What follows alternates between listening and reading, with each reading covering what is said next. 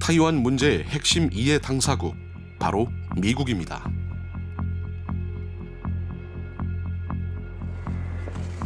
미국은 트럼프 행정부 때까지도 타이완 문제에 큰 관심이 없어 보였습니다.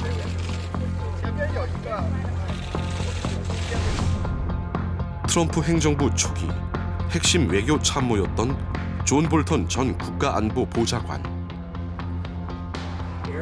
취재진은 당시 정부의 대중국 정책 기조를 직접 들어봤습니다. Well, the Trump administration didn't really have a very coherent China policy. There were talks about trade, there were efforts to reduce the trade deficit, talks about stealing intellectual property, but not much of an effort really to counter the growing Chinese assertiveness, even belligerency along its Indo-Pacific perimeter. I think we missed a lot of opportunities really to try and deal with it diplomatically with China. Ladies and gentlemen, the President-elect of the United States, Joseph Robinette Biden Jr. and Dr. Jill Biden. 2021년부터 상황이 바뀌기 시작합니다. 바이든 대통령은 타이완에 대한 군사 개입 여부를 명확히 밝히지 않았던 전략적 모호성을 깨뜨렸습니다. Are you willing to get involved militarily to defend Taiwan if it comes to that?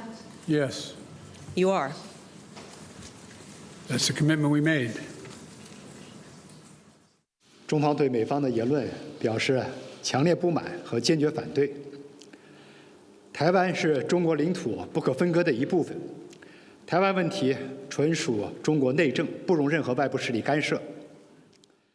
President Biden underscored that the United States policy has not changed and that the United States strongly opposes unilateral efforts to change the status quo or undermine peace and stability across the Taiwan Strait. 玩火必自焚。我们希望美方看清楚这一点。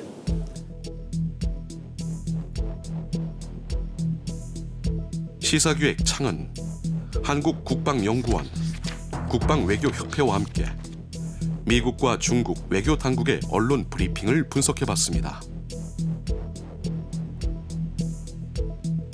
2017년부터 올해까지 미 국무부 대변인 언론 브리핑을 살펴보니 타이완을 언급한 횟수가 지속적으로 늘었습니다. 특히 바이든 행정부가 들어선 2021년부터 그 수가 급격히 증가했습니다.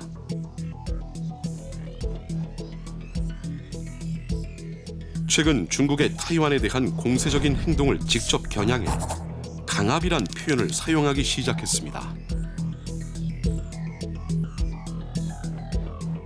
Today we've got a very deep partisan divide. Many issues are hard to find accommodation.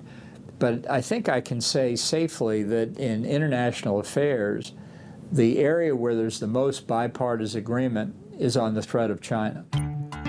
중국 외교부 대변인의 브리핑에서도 타이완 관련 언급은 해마다 크게 늘었습니다. 미국과 중국의 타이완 문제 언급 횟수를 비교하면 중국이 미국보다 최소 2배 이상 많았습니다. 타이완 문제에 대한 미국과 중국의 시각은 상반됩니다. 먼저 미국의 전략은 억제입니다. Well, I think what they're trying to deliver in terms of a message is that you don't want a conflict over Taiwan because the costs would be far greater than you can manage or that you are even anticipating.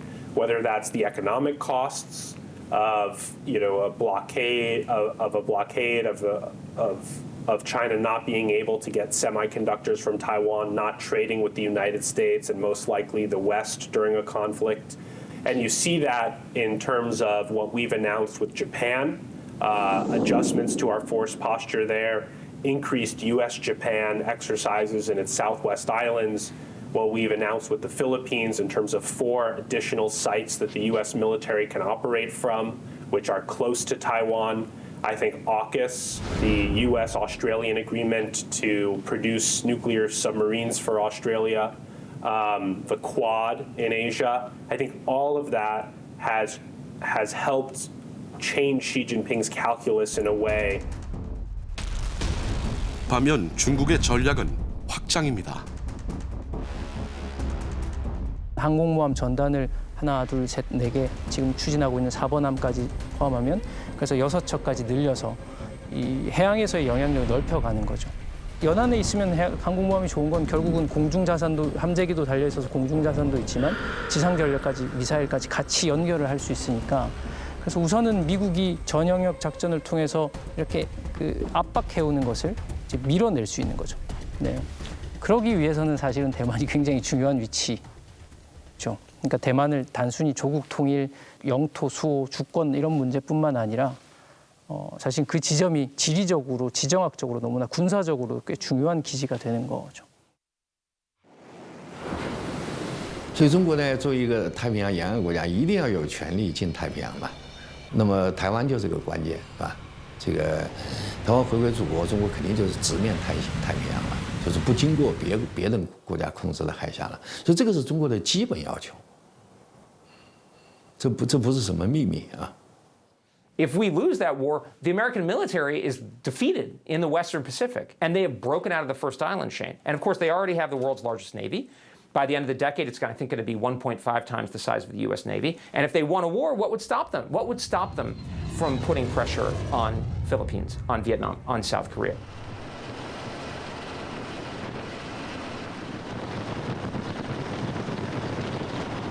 You can't stop them by yourself. So you need the Americans.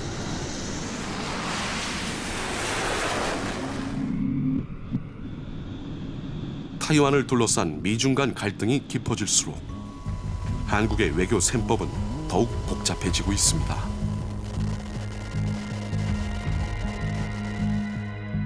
미국 국빈 방문을 앞둔 4월, 윤석열 대통령은 외신 인터뷰에서 타이완을 언급했습니다. 타이완 긴장 고조는 힘에 의한 현상 변경을 시도하고 있기 때문이라고 중국을 겨냥하면서 반대 입장을 분명히 했습니다. 중국은 발끈했습니다. 台湾问题纯属中国内政，是中国核心利益中的核心。解决台湾问题是中国人自己的事，不容他人智慧。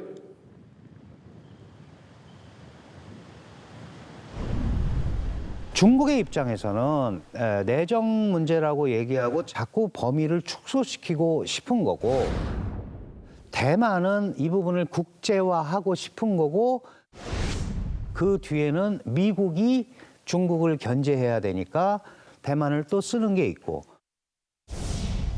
마찬가지로 일본도 마찬가지입니다. 그러니까 이런 것들이 복합적으로 얽혀 있기 때문에 단순하게 내정 문제고 다른 나라가 가만히 있기는 굉장히 어려운 구조가 돼버린 거예요.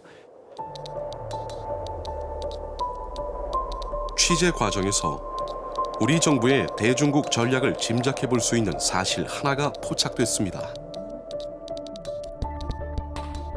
한미 정상회담 직전 정부의 핵심 외교 자문기구들은 타이완 문제만큼은 2021년 문재인, 바이든 공동성명 수준을 유지하는 게 합리적이라고 대통령실에 전달했던 것으로 확인됐습니다.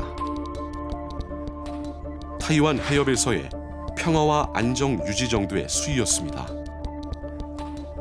대통령이 왜 그보다 높은 수위인 힘에 의한 현상 변경 반대라고 했는지 그 배경을 물었지만 대통령실은 답변하지 않았습니다. 미중 패권 경쟁에 진입을 했고 이것이 20, 30년 가는 것이라면 우리가 그 속에서 이미 상황 판단이 명확해졌는데 양쪽에 양다리를 걸치는 방식으로는 우리의 국가 이익을 지키는 것이 갈수록 힘들어진다는 것이죠. 윤석열 정부는 그렇기 때문에 전략적 명확성을 택했는지 몰라요. 우리의 강철 같은 동맹을 위하여 To our ironclad alliance. 중국과 대만 또 미국이 연루되는 대만 해협에서의 군사 충돌로 나타난다고 할 것 같으면은 한국은 어쨌든 동맹의 입장을 버려서는 안 돼요. 그럼 미국이 요구하는 지지와 지원이 있다면은 우리가 해줄 수 있는 범위 내에서 고려를 해야 되고, 다만 그것이 우리의 국가이익이나 북한으로부터의 안보 위협이라든가 이런 것에 심각한 위해가 되지 않는 수준에서 우리의 책임을 고려할 필요가 있다는 것이죠. 당장 타이완 문제는 주한 미군을 움직이게 합니다. 중국과 타이완의 워게임 시나리오를 분석한 미국의 모든 싱크탱크들은 같은 결론을 내렸습니다.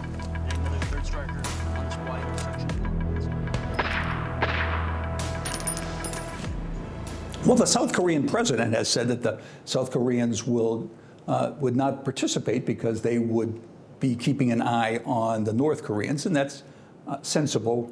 Of course, North Korea and China are very close, and there's some risk that the Chinese might encourage the North Koreans to take some aggressive action, if not an actual invasion, then some sort of incidents.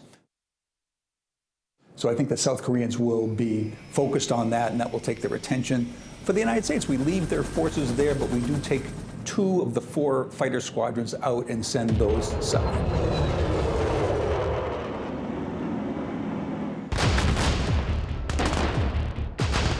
대만 문제가 충돌로 가고 있느냐 아니면 평화적인 방향으로 가고 있느냐 보면 분명히 충돌의 방향으로 가고 있는 건 분명하거든요. 그렇게 됐을 때 동아시아의 나머지 국가들이 굉장히 요동칠 가능성은 분명히 있고, 그래서 북한의 위협에 대해서 우리가 대만을 꼭 같이 걱정하는 이유가 그런 면에 있죠. 왜냐하면 현재의 현상 변경을 원하는 건 북한이잖아요. 제일 원하는 건 북한이고, 지금 경제적으로 고립돼 있고 경제 제재에 맞박돼 있고 사회적으로 내부적으로 불안하기 때문에 뭔가 변경해야 되는 틀을 한번 흔들어야 되는 건 북한이거든요. 북한이 중국과 혈맹 관계를 맺고 있는 점도 우리에겐 치명적인 안보 위협 요인입니다. 중국은 중조 5호 협력이라는 게 있어요. 5호 조약이라는 게. 그래서 거기도 북한이 전쟁하면 무조건적으로 도와주게 돼 있어요. 전쟁에 자동으로 개입하는 조약이라 한미 방위 조약보다 더 강합니다. 그러면 이제 더 복잡해지죠. 그러니까 그런 일이 그건 중국한테도 굉장히 부담이 되죠. 중국도 2개의 전선을 쓰는 거예요. 만약에 그 시기에 그런 게 일어나면 자기도 대만하고 해야 되고 또 뭐 우리하고 이것도 만약에 문제가 생기면 해줘야 되니까, 남북한 문제가 생기면 북한 지원해줘야 되고, 예를 들어서 이럴 수 있다는 거죠. 그러면 이게 정말 걷잡을 수 없이 커지기 때문에 양안 문제, 유사시 문제가 어느 규모로 생기느냐에 따라서 어떻게 하겠다라는 한미 간의 대화가 있어야 되고, 그리고 그렇게 되면 우리가 이럴 수밖에 없다라는 것도 한중 간에도 얘기를 할 수 있어야죠.